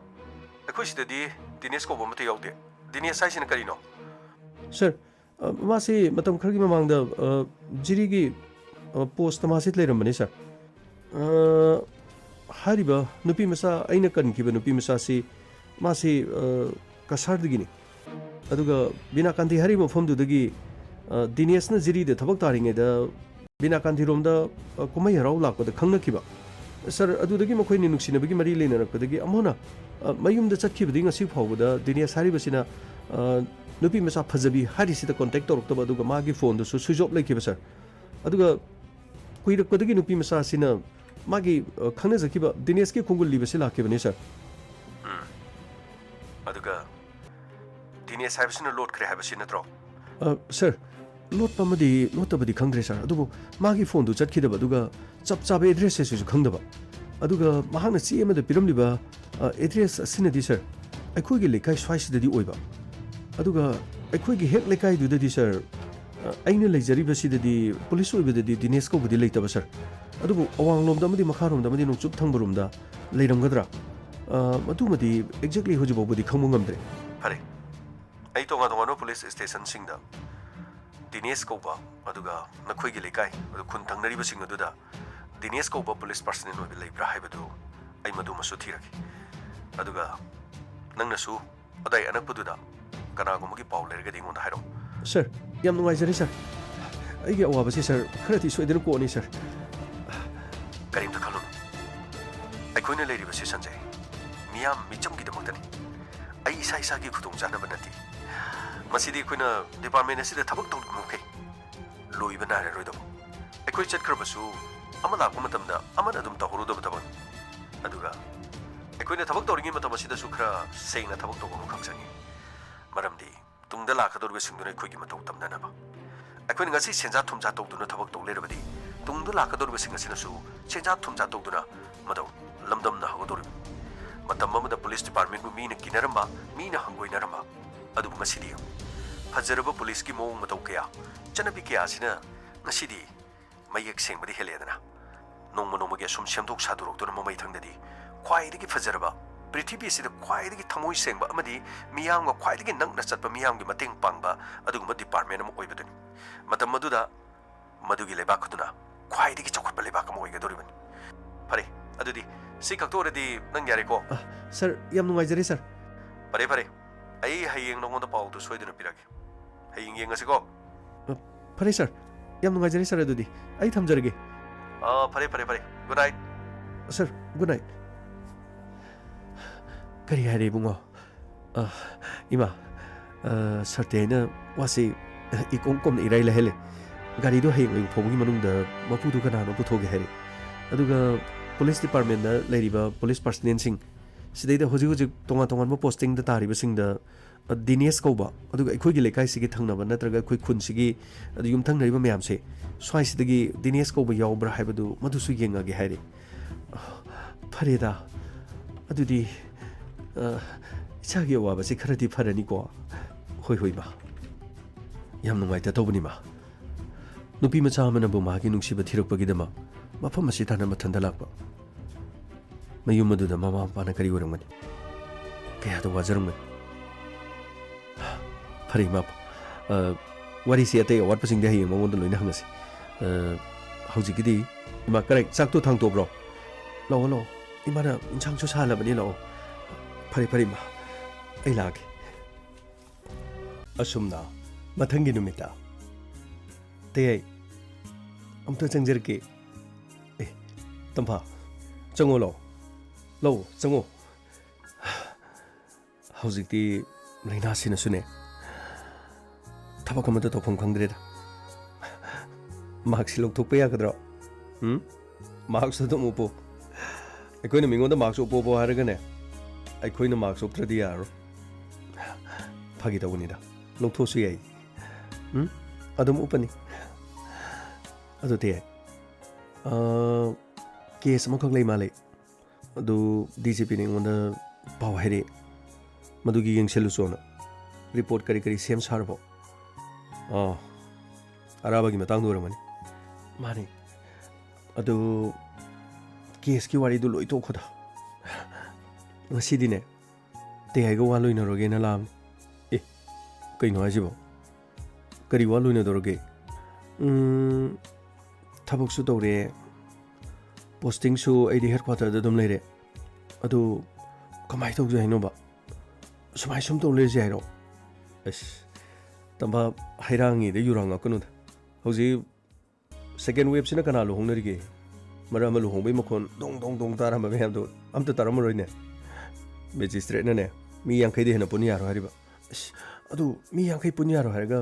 लेखाय देदि मी चनी चहुम चामरी चांग मयाम पुलिदा ए अदु अखोइना फ्रंट लाइन द लेरगा अखोइगी द मी क्रिक इनहला जायरो हा मीनि करी हाइननी अदु खंदनियो खंगी देते आई सुमफागी तवनिदा अदो केस तो कमाइ तौदिनोबा मिनिस्टर दु इथा थाजदना असना पादु कन्नबगी मोंग डीजीपी द तखल माले डीजीपी न रिपोर्ट चुम क्याम लेगे मदुगा डीजीपी ने चमचंबा हुरान चिथिगी ओरगदी मदु करिनो यंग सलुसोना मदुगे लाइनी तंफा हुरान बाहाइबसे अचौबो मचा हाइब लेते हुरान बाहाइब मिंगथोन सिबु हेक पल्लदी हुरान बाहाइदो हौजिकसे मागे केस अतै तै खकी नतना याम लुबो केस अमसु लेरी मंगोदा माना सिजनरिबा लाइसेंस अदुगा मागी गाड़ी मनुंग दिफंगी नोमैसिगा यामना खिनरी नोमैसि म्यांमार रोमदगी पुसलप नोमै लुपा लाख 30 पीबा नोमै ओरमगदर खले अदुगा अखोइ यामना कुपनि यंगसेलबेन मागी गाड़ी द पुसलिबा नोमैसि कनागी खुतांगदा पुरखिबनो मसिसो असेंग भाइद्रि मागी मपादु सुंगरांग लामिबा मोंगदु वादी तप तप नंगांगा मरालगी मतुंगिन मचादु दनि पीबदा मा करिमता हाइरो हे अदुबु मचासिदा सेमजन साजलगा अखोइ मी खर मानरगा नमदुन माकु मराल हेनबा अदुगा जेलर दिल कुमार गा मानरगा अमरगा लोइनना सिन्नरगा केस असि मचाबु मराल हेनबगी मोंग ओरमनबदी अमत फरोसि ख्वाइदगी ngaiसे चही मंगा खकी पावर पाइरगा लागा अखोइदो ओनसलगा मुकपसे मसिने इन ख्वाइदगी ngaiसे अदुते हौजुपु मचानो पादना बैंक अदुगी पैसादो मानो खुरान मने हेबसिबु यारब्रो हौजिकति लोइनि यारेदना माने यानिंद्रसु माकल फामिनरिबा मी मरिदुना मरा लोइ पीबा लोरे मखोगी स्टेटमेंट से लेरे चिनि अहिं चुपा मचिन हंगिनि से अदुगा हौजिकसि मखोगी स्टेटमेंट अदुगी मतुंगिना बैंक टु द लूट तौबसि मखोय असेंबा यावरे हेबसि अदुबु वफम से इदि प्रेस मीट अमा तौबा पामो करिगिनो हाइकांदा मपादो यामना नाफल तौइ फत्तब मसासिन तौरिबा मोंगसि लेबाक याम खंगहनबा पाम मदु ओरबदिने महाक सोइदनमकी नापल कारिबदु सोइदन टेकनि ओलकप चहीददि बहुत काबदे हेरोन मसा नुपासिन मरमोइदुना बहुत कारहोइदोरिबनि ते अमहोइरे मोइरे मसा नुपादुना नोमैगा लेइदुना खोतुना तौरिसिबु अतोप मागा कनेक्शन लेनबा मी अतैदि हौजि फौगिदि कनागोंबा अमता मरी लेनेदबगी मोंगता तौरि जेलर दिल कुमारना फोन अमा सिजिन्ना हलगा मदु सर्विलेंस दसु थमन अदुबु महाना ख्वाइदगी सिंगबदी महाकी ममा अमदी महाकी मपा खतंग वारी सनरम अखोइना सु महाका मरी लेनबा मी खरदि लेरमदो माले हेना खले अदुबु हौजिगदि करिको ममता फंगबा ngамद्रि याम नोंनिंबा मना मचा नुपा सिजु भो लेपगी मंगलांगा मंगी मपागी पैसादी मा सिजिन्नरोय महाकीसु ठिका तौरि अदुगा ठिकागी सेल कोनदब खरगी बैंक तो लूट तौखिबनी गायना हाइबि मोंगदसु तौरि अंगपनिदा अदुगा बोल लेपकदौरि मियामदो पैसा येनगदौरि पैसा येलगा बहुत कानी सिनिदना अदुते गंगमै हुइदि अमतो उदि इन संगपद क्राइ सख्रगे मार्क्स उक्तब मयामने कैथेल से तो वाइ चाइर मदुगी ngahaktang petrol tor so na sakhiben aduga mathak thongmugi order su lai laina sina malemgi oina USA na first lai ani subadi India no ori dana masi manung de India gi state sing sigi manung da akhoi gi su nasi phawbadi lising khare hen magi mong da lai aduga tonga tongan basing mafam da bet laitaba aduga poloi pham sida poloi pham gi mafam laitadana aduga mathang mathang poloi gi da basing sida pareng sana sana lairiba hauji new senen sing da lori da noji akhoi gi manipur da sumna tholabadi kari hoin angakpani imung du gi mi na poloi bi yaudраban asiba sang du da lai ma chen ma ta thada bi yawba nangdraba poloi bi ne ba laitadana ne angakpa mong da ni hoji oris tonga tongan ba state sing sida oxygen phangdabagi maroina Delhi Maharashtra aroi bo oredana atai atai state ta masama sana sungjab oxygen na hauji mak chalai manipur gi hauji lising ama yuksalabadi anaba se lising manga taruk yoradi phamung lero tonga tonga covid care district ki oina phamung yang khai leiba tarani thoi leiba kun leiba harauning ya leiba nati district ama da phamung yang khai phamung kuthra hanga kai tawdoin lamdom sideri mi meyamna section ba machang lamdom sideri mi hamna section drabadine karimta khanar sarkar na thingopi sarkar na SOP thami madupun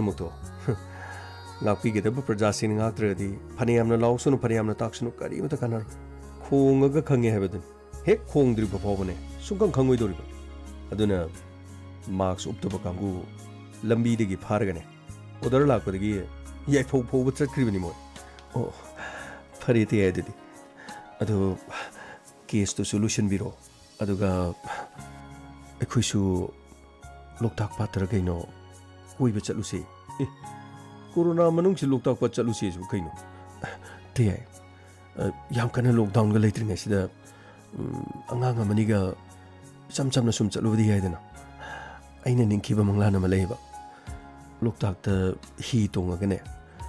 ते है गे चनिंग बा अदुगा थांग का करा मदुगी अकोई बदो ही जे तोंगा गा अखोइनी खं याम यंगनिंगे बा करि नुमित न चलू सेबा होय हाय वो बसे अस तंफा नंग सुबा आइदी अनम कन बसियानो पामदिको आई वाइगे लोइना मतम लागन कैसु नतबदने फ्रंट लाइन द कोइना लेरगा अखोइगी ngahaki nungai ba koiba chatlinge da अखोइगी प्रजा सिंग ने चिक्संद्रि बसिंग सोइदि बा मयाम से Koyna ngakta di kamai tawdino खोइगी लमदम सिगी प्रजा सिंग दिने याम कना हाइरु रबसु याम कना ngangur बसुने amata loroi doriban haida haidragana sum henjalakta ne kiri ina doriba nahan makai hida kapona laubadi ama ta hida kapti haujini hida kapadagi punsi kan mangamani haibadudagi kari tore hida kapam sidamu kiri ina dana new zealandis karim ta gyan ta da hidak se kap khraga anaba budi ngak thok dorin adubu hidak se kap khraga vaccination toruba mi do maduduna section dradi amuk su narak pa yabagi chance dile adubu hidak kap khraba mi mana kona narak bududi madudi thoini hena luninga leite hariba sir amta sangjarge sir santosh sir sidali jare sir gari number do sir sigi mocha hariba sidale sir mocha aduga okay mocha magi address se siniko mani sir adudi mocha phagalabadi mocha ga lakmina mi du kanano haibada soidan khangani aduga ngarangi thogdok si chenari si mocha yarungadra mocha gi gari mi mana lorga season na ribra haibadi mocha phagalaga khangani adudi akhoi sem sadano leisi khoi nga haklerga mocha phagat pa chatna batong nasi fani sir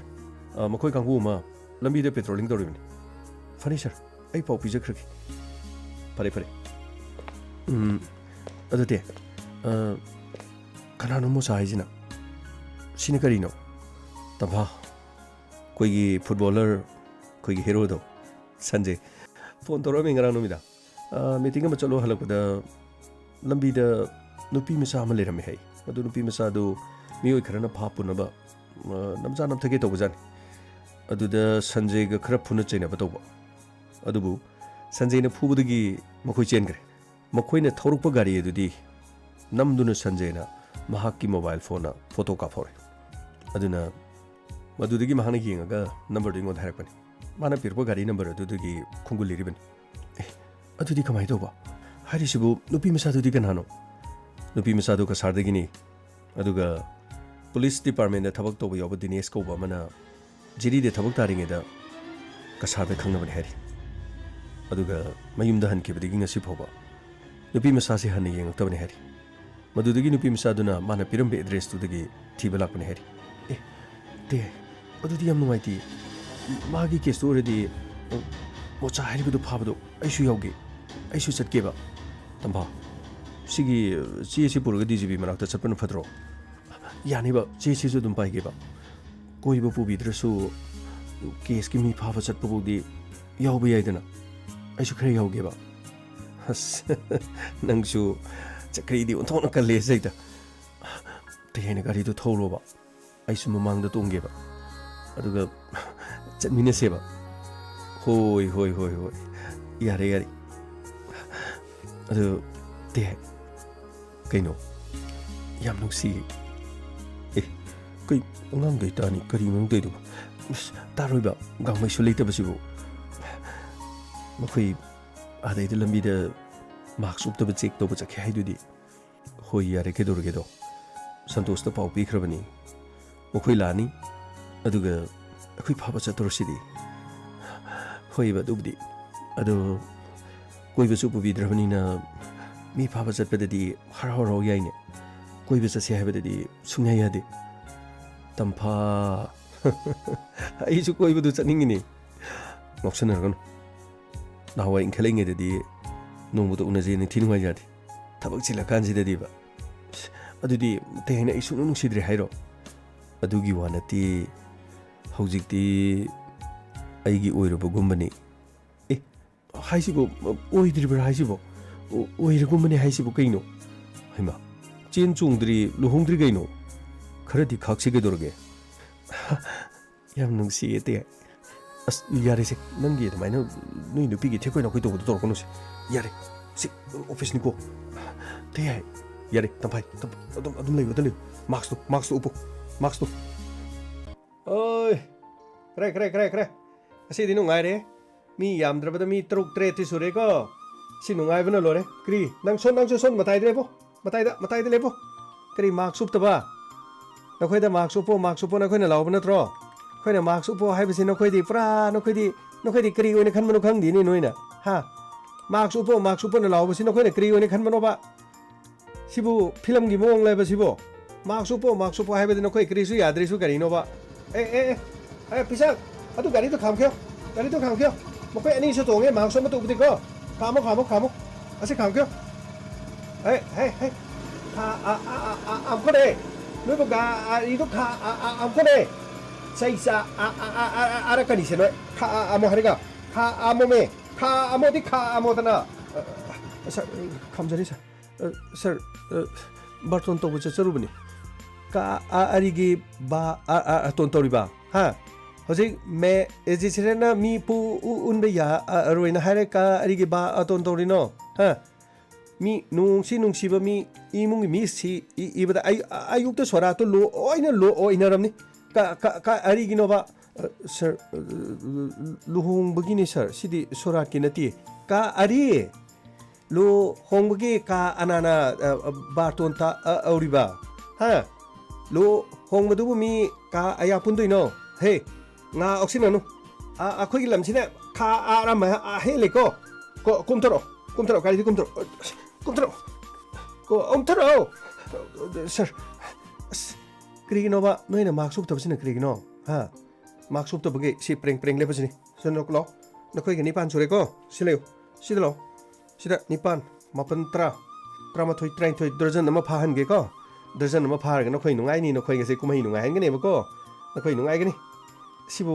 असुक यामना ngangnabado waba sibu krinoba khoi lamgi mi sibo asibo krinoba mi gi lamdadi loi ni mi gen tane si tawri si gari lakhle ai kamkyo sir agai somda anabagi pochi lebe chakadabne sir si sidali jari sir ka arino anabagi si pu lidbo ha ना अचिंददी मा आक्सु उपत्रे को ओमथरो लोइना को ओमथरो sir अखुइसे अनाबदु खितंग फिबम चाहौद्रेन तौबनी sir कदाइ येंगे चेदु येंगे A 시디 히닥 시디 아루부가 나버나 때다 시디 그리노 시디 에 안강 뭐콩 하먹이니네 안강 뭐콩 하먹이 히닥기 세세 바라가 너코이 히닥 레이버 사라가 락리버니네 라코 라고 너기 히닥 수피기니고 너코이 그나노 너콩 하면서 그나노 서 아이니 서 혹시 농하이때다 ngarang nahandagi guli phangdaba sa sida guli sil leigerga sage si pairaga dum laaba na khoima angairene si ingise ha angangi ma akhong hamagi po no ngai tabai hidak si pu uraga leiba la aksanai neba lao ka adar padar gi missing ko omtaro nakoi loina kumtaro nakoi ama ni mari adu di sidni pan le bisi ma pantra tra ma thui tra ni to tra ni thui su kre ga adu di nungai kre si nungai kre lao mayam preng le puse si preng le pu masai di gi makoi dejon nama su ko makoi hongoi chongol ga thado krobni si preng le se si mark su khyo se mark payu se si gi mark sina ko ngasi upago ko hore numidang se ko 마시 다스빈데 랑토거더보고 어디고 마이 타도거더보니 어디고 막스 소록도 뭐 혼도고 야로 아무 소록도 혼도 어디고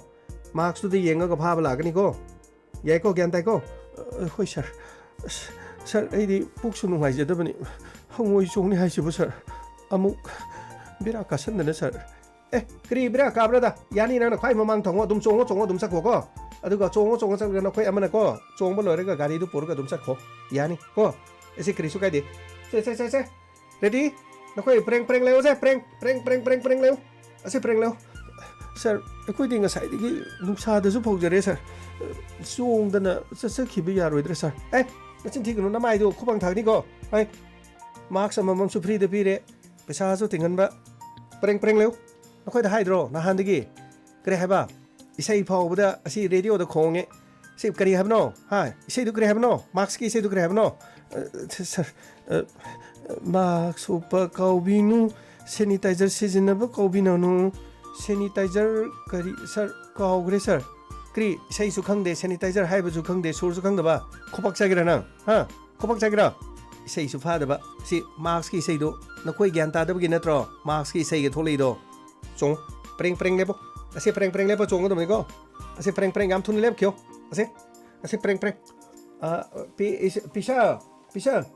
ase preng torga hongoi chongba yengsalo ase nangi phone do putro ase namo hore na koi sir da thaga na ko sir te da ma uhon se ko ya are kha angmai so hongalo ai bi edio re ko torobani sir sungba hoba yaradra yakre song kyo ko ase digi na ko electric ki post ma khong tru kumba chongo sir adudi loina phaibak thoni sir es adu khangdene krino no ne phanga da ngam do chongga se chongba hokyo si chongba hokyo se matham mangan gro ko khoi thabak am yame se chongkyo sir hokjoba yaradra sir yakre chongkro ne si mamang thang chongba hokre ne chongkyo phani sir chongkyo preng chongo nako tang ki ne nako tang kalo ne nako to mako to tang kalo adu na tadi mante hoi sir hey Karino asi tamna suong mo sang chong mi yaro asi kana chongkyo hey Karino nang mamang thong tamna chong di karigra ha nang Karino nang tamna chong di ai di ngasai pu nungai tabdu ni sir suong bada sir maning lom da bira karake da wai sir kari asi maning da bira ka bedo nang chong ga dum khara sang na sawdi ko na sa loi phara dom ne humang thok to begini ko na sa do humang tho di ko na bok su loi na nungai ra ni chongkyo thong no phat kidre da ko hayeng kai na khoi kaw ro ko hayeng kai na khoi mark sup ta bedo kaw ro e ba ko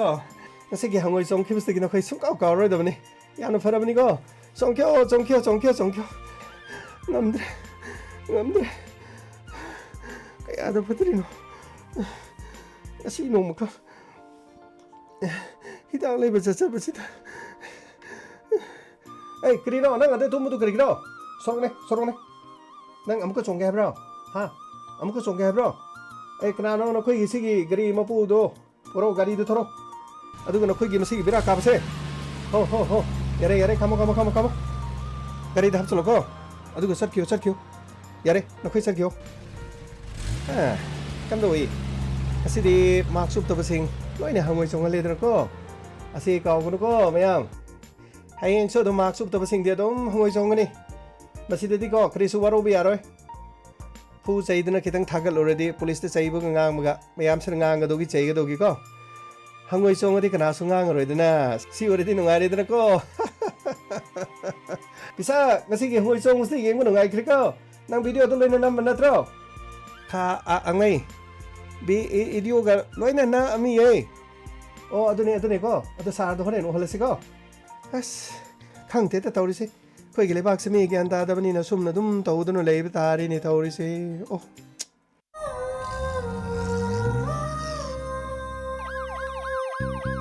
ꯂꯥꯛꯂꯦ Inspector Tayay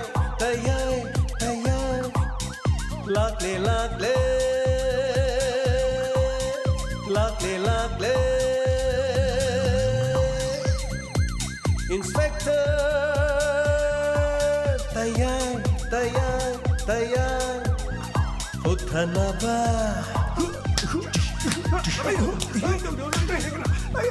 Kanbinaba Thank you sir Welcome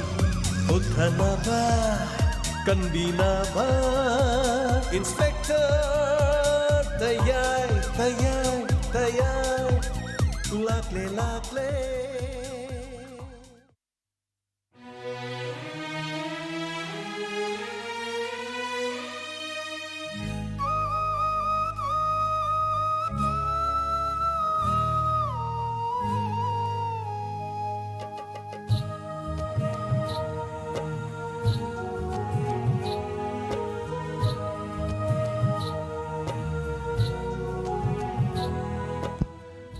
Hanana thagacharing asigi Inspector Tay Chamaga Humpumapan Subatangka Tabiribasing Kusem Live Radio da YouTube da Mania Kaspan Bibit Bharti ke platform da Tongan ba platform marisi da Sanduk Chariba 91.2 MHz da Sanduk Chariba Diamond Radio gi Inspector Tay Ngasigi thoromasigi Makha tarakpada birthday gi Yapamangol Amatang Peminasi Puringan ba kumancha Loinana Tonjam James Kumanamadi Tonjam Sangita Devi Tokchom Makhalekai digi Nungsi Jarabai Sasi ay pamangol pijari Sigumano minasi masing langam dana lako irasunu Loinana Nadigek taba palim panthogi Seba matom lom na topo irasunu Tola tarba kaya gi mateng pangmangamba mai sing nungchit khudong thiba puno magtaking akthok piba taibang mapuna pinabiba orasunu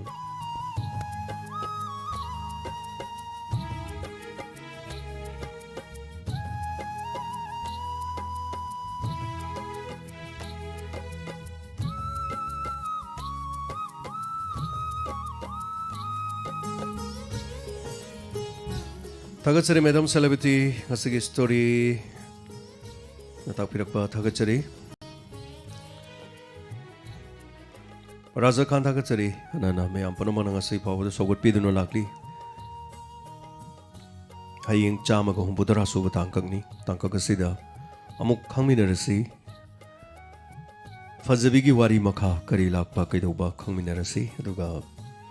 Maduda Jenari Bamioi Ani Kana Oiramba Kari Kudong Tiba Kangminarasi Raja Khan Thagachari Hana Now Kishore Sinam Thagachari Madam Celebrity Happy Birthday Happy Day Naurim Naubi Thagachari Kundrapam Naubi Thagachari Rebecca Marimbam Thagachari Nini Thagachari Happy Birthday Takpirokpa Bimcha Tenta Inspector Te Yamnungai Natakpiri Thagachari Konsam Bimala Thagachari Tampha Elis Penau Nitokjam Likla Tiesmet Tape Thagachari Yapamangol Pibirok Pachingkay Angomcha Thagachari Inspector Teyagi Roman CI Takpiri Thagachari Tampha Galuhong Labawari Lore Posting Karabawari Lore Adum Laikini Wari Sikra Lady Wari Dum Tamina Kisi Haijabatari Mayam No Lukchari Ronita Guru Ribam Tagachari, Nasigi, Hobudagi Tahodre and Tapiri, Net Nongaitabagi.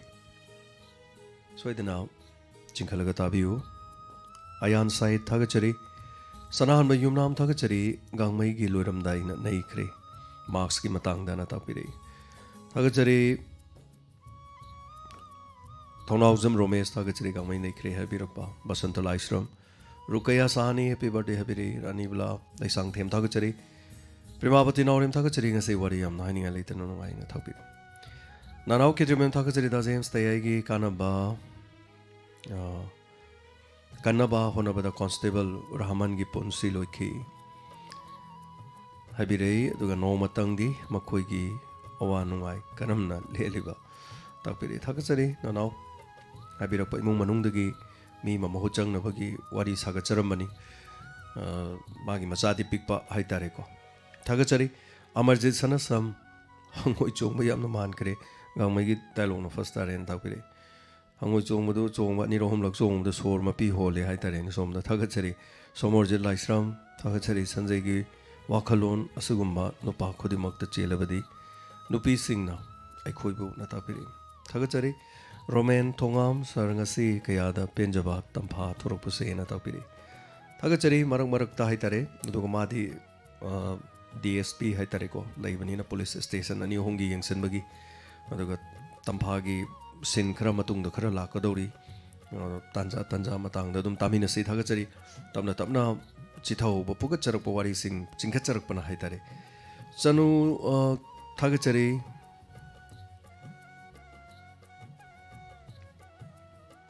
MD Sirias Zabe Tagachari Radhanani Longjam Sangita Kondongbam Wari Fazina Tapiri Tagachari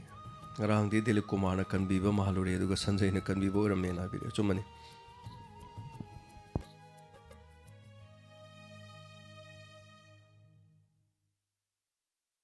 Suroke Tagachari Tamota Yaisi Pazarula Kandalui Sibu Natapiri Pungama Sangak Panina Suroke Adum Loira Padimasana Adum Tabani Adum Sana Labadi Yaroi Suroke comments Yamada Wigi Tagachari Suroke in how we contract from Tagachari Elis Penau Tagachari Pazabigi Wari Haying Karibu Tuligaba Sumani when I'm Zixon Sir Puning Warol the Tehai Narasu Gamidin Han Bigano Herakado Sigumate fan may Amalizari in a tapiri. Tagachari in Amzation Ranibla Sanctum, Tagachari now Kisorsinam, Tagachari a Siwari Fazina Tapirapa, Amkozoana, Pibiri, Tagachari, Kumar case KSI Tagachari Pemabati Naurem, becomes it Sorisam. Sir Louis Buga, Hagolopoga Chapchari, Hoi the Boo, Swedena, Sinkalaga, Batang Sabata Tabiu, Tama Tagachari. Naurim now be Sargamagi Conjentaraga Tumbagi Tum Dabagi Awabalo in a cow crane at Tagachari Site Islamuddin Tagachari Happy birthday Tapirapa M.A. Somendro Tagachari Tumki Roidro Somendro duty Haitarene Tabak Nino Pilate Sagi Tabak Togzarubana Miamki Togol Torubana Tumning Bomatam the Tumbayade Saning Bomatam the Java Fungdi Masi my toe Haitareko, the minor Togzarubanina. Somendro Raja Khan Tagachari, Fazabigi Wari Tava de Yamna. No, I te, no, I tava Fawi in a tapiri. So I dana Fazabigi Wari Silakini, Aduga, Dines Nakaramba Monda, Matokram, Dona, Lady Bahibado, Wari Sigitankan, Adona, Kaluba Wakanduga, Adugo, Kedoriba Tazaru, the Manga Doriba Mang Wedera, Matusuari to the Kaminakisi, Sana Mayuna Mokana Tagachari Rasanatoi. No, I know Potabu Tagachari Milan Kaksing Tagachari. They I Luhong Lord say he expired or crany in a tapiri. Milan, they I see Aina say he nipu hender, so they I didn't puna 3 Tareko. Tagachari Yomlembam celebrity Tagachari the Hero Yumzo Vilema Yamno Tapiri Sanan Biambam Tagachari Kiraba Matamasi the Gangmai Pisa Kamati Sigmatona. Akiba Waba Wakal in a cow in a tapiri. Tagachari Sanami Madumoni Haitare. A Kogi Pandam di Miambung Haktong Awapo Tabani, Warini Kanbiraga, Adigi, अपेन पेन द मयाम पनमा कौथोपियु वारीनी मयाम नुंगाइना बहोना जबनी खलकांदा मयाम न ताबियु हाय जबतारे तंभा थागचरी गोविंद खुमन याम वारी यमनो नुंगाई फजबिगा खंगनरमलिबा नुपादु कनाबु ओरिगबा हाइना तापिरे सो थागचरी लोइसनबद नोकलग लोइसनबसिन हेना नुंगाइजे ना तापिरे थोइबा कोंथौजम थागचरी गांगमैना पिसकना थागचरी सो युंखाइबम नासिर थागचरी तापी युमनाम थागचरी दीपक सोइबम मतम कुइरबगी तुंगदा लाइव याव फंगजरे थागचरी लाइव यावीबगी दमाक लिकला निंगथौजम थागचरी आमिर खान सिंखलगा सोइदना ताबियु जया लांगपलापम थागचरी फजबिगी वारी मखा सोइदना खंगमिनकिसी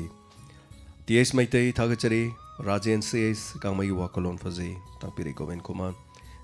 बिजेंती सरुंगबम थागचरी राजा खान मणि कुमार सिंह सनाहन बेयुमनाम रहमजान थागचरी एमडी सना स्नेदा सलाम अदुगा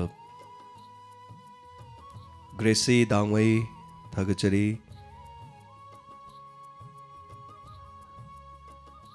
तारिबा अखोइना दी खंगबु हयिंग सुमखोइ खरदी अमुक चोंग बताबरा इरम थमसे लोइरनी फजे थागचरी ग्रेसी दांगमई हुजिकसी ngarang su ngasi jo hai tare manipur police na pareng pareng yamna chalhandana marks upasing se yam tawi hojik se masidi yam phabra na khale amarom da phu chaidana to budu di phatte bako adu para amatam bi ba adi phabra na khale marks yaud ba sing se kari gino marks uptri se makoi gi phananar bani hai tare so anyway amawere thaga chai norem now we get mala thok jom norem now we RNS air travels thaga chari leela ning thokjam थागचरे yam बिसोरजित Hong सांगबम आई याम लोइना पाजरे बिनन सना राजकुमार पादब खरा आई पाजरबनी दुगा थागचरे थोक्सो मेरी थागचरे कुइरे live तादबा नोंगालग लोइना ताजबनी ना तापिरे दुगा से याउबिबा हनना थागचरे दुगा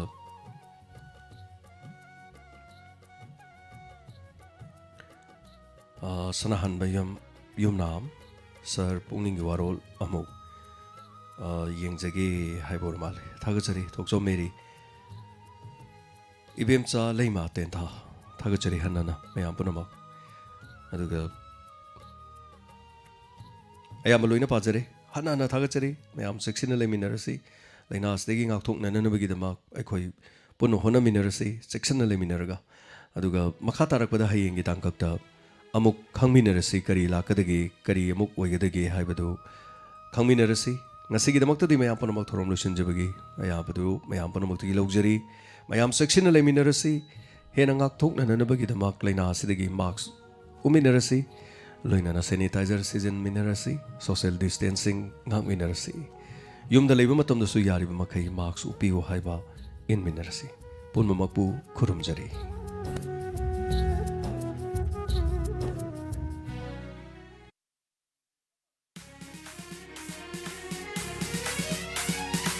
Kasuna sat lava like golni Kanuk kaya ke itin famni Cheta balay trava Hachang vita waini Diamond FM Radio Diamond FM Radio 91.2 Diamond Radio Channel